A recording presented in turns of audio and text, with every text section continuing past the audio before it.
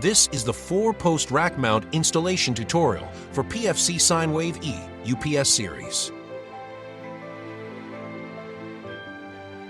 This installation tutorial applies to all 2U models of PFC SineWave E UPS series.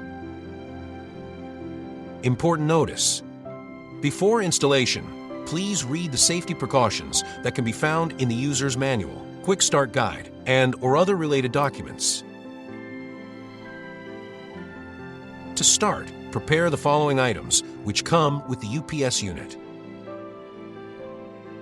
In addition, you'll also need to prepare other accessories and tools before the installation.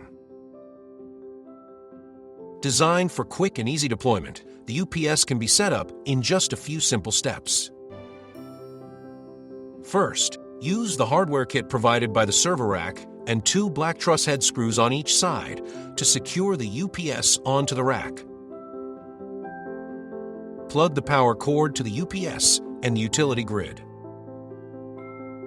To complete the installation, press the power button for 2 seconds to initialize the UPS.